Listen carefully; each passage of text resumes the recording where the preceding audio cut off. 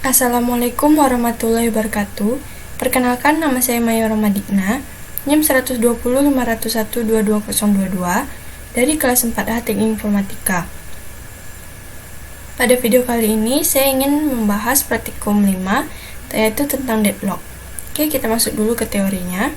Deadlock adalah kondisi di mana masing-masing proses membawa resource dan saling menunggu mendapatkan resource yang dibawa proses lain. Permasalahan deadlock ini terjadi karena sekumpulan proses-proses yang diblok, di mana setiap proses membawa sebuah sumber daya dan menunggu mendapatkan sumber daya yang dibawa oleh proses lain. Misalnya, sistem mempunyai 2 tape drive dan ternyata 2 proses P yang masing-masing membawa 1 tape drive dan masing-masing memerlukan tape drive yang dibawa proses lain, sehingga terjadi keadaan saling menunggu resource dan sistem diblok. Deadlock terjadi jika terdapat 4 kondisi yang terjadi secara simultan. Yang pertama, mutual exclusion, hanya satu proses pada satu waktu yang dapat menggunakan satu resource. Yang kedua ada hold and wait, yaitu sebuah proses membawa sedikitnya satu resource sedang menunggu mendapatkan resource tambahan yang dibawa oleh proses-proses lain. Lalu yang ketiga ada non-preemption, yaitu sebuah resource dapat dibebaskan hanya oleh proses yang membawanya setelah proses menyelesaikan task atau pekerjaan.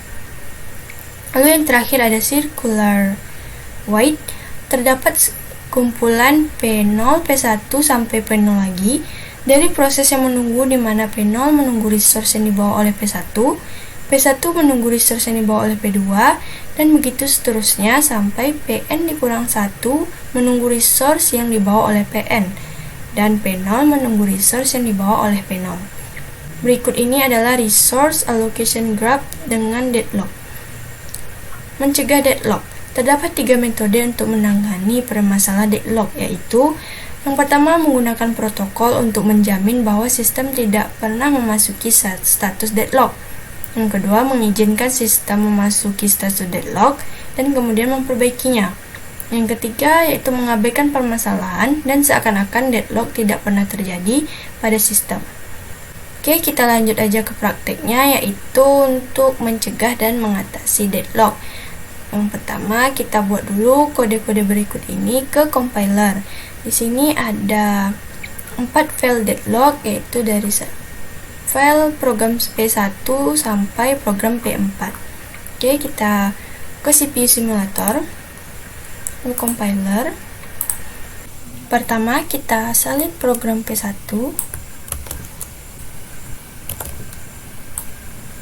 Ini jangan lupa spasi. Lalu klik new. Kita salin program P2.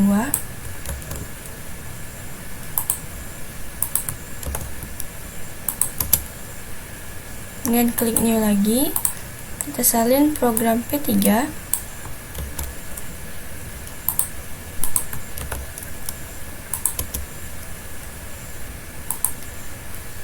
Kemudian kita salin program P4.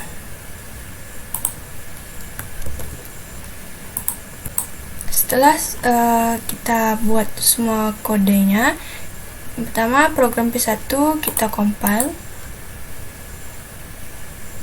lalu load in memory, maka P1 nya sudah masuk ke program list.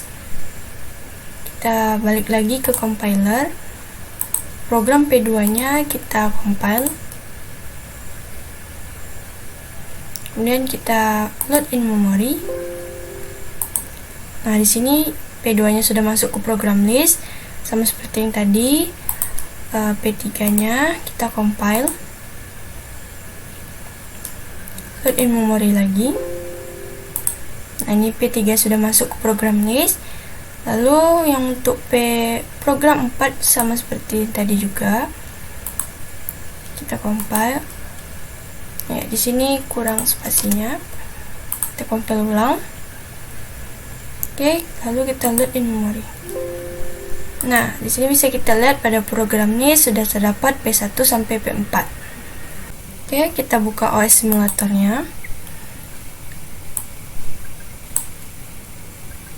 Jadi P1 sampai P4 ini kita masukkan ke ready process dengan cara P1 create new process, P2 create new process, P3 create new process, P4 create new process. Lalu schedulernya itu round robin dengan 10 ticks.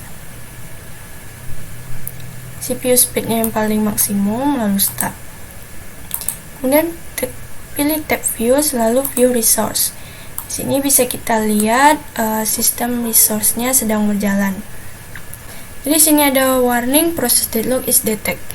Jadi maksudnya ada deadlock yang terdeteksi. Jadi cara pertama untuk mengatasi deadlock ini yaitu kita rilis salah satu dari resource ini, kita rilis yang R1 ini. Jadi kita tunggu. Jadi proses kembali berjalan. Jadi kita tunggu sampai selesai. Program ini sudah selesai jika semuanya sudah warna hijau. Nah, jika semua resource list sudah warna hijau, yang artinya available, maka proses sudah selesai dijalankan. Berikutnya kita coba perintah salah satu untuk mencegah deadlock, yaitu disallow hold and wait. Kita checklist, lalu kita close. Selanjutnya kita masukin lagi program yang di list ini ke ready process.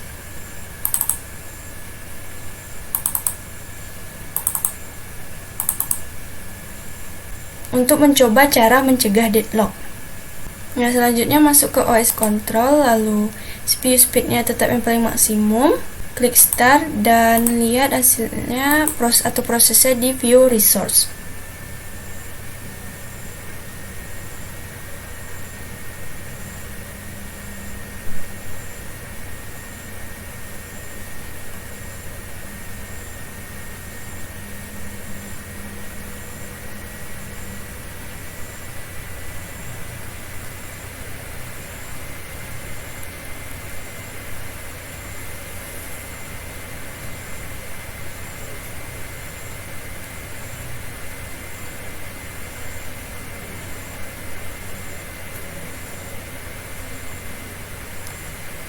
Nah, pada kali ini tidak ada warning deadlock terdeteksinya. Jadi, cara mencegah deadlock menggunakan disallow hold and then wait ini berhasil. Baik, selanjutnya kita coba cara mengatasi deadlocknya dengan menggunakan abort process. Kalau yang tadi mencegah, kalau sekarang mengatasi. Oke, kita close. Ini program listnya kita masukkan lagi ke ready prosesnya.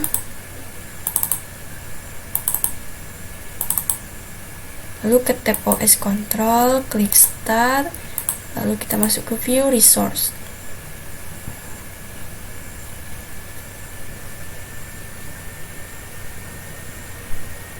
Nah, di sini terjadi warning deadlock terdeteksi, tapi langsung teratasi.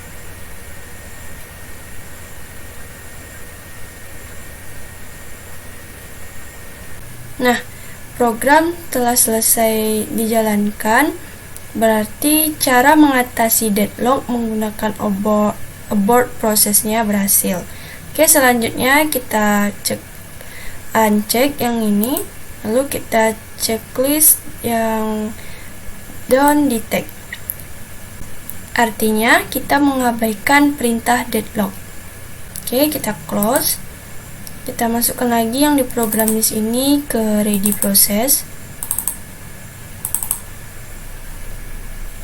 Lalu ke OS control, klik start dan view resource.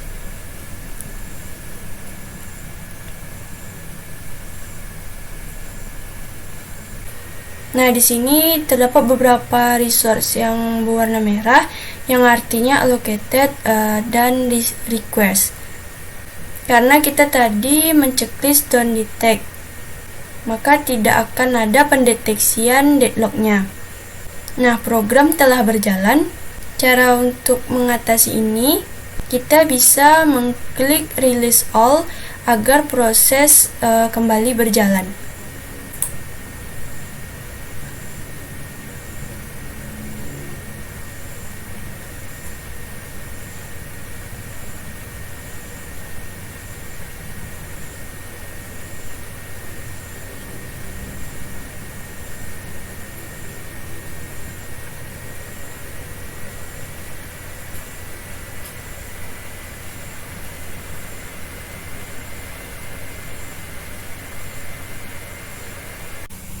Nah, di sini program sudah selesai dijalankan dan semua resource list itu sudah hijau, yang artinya available.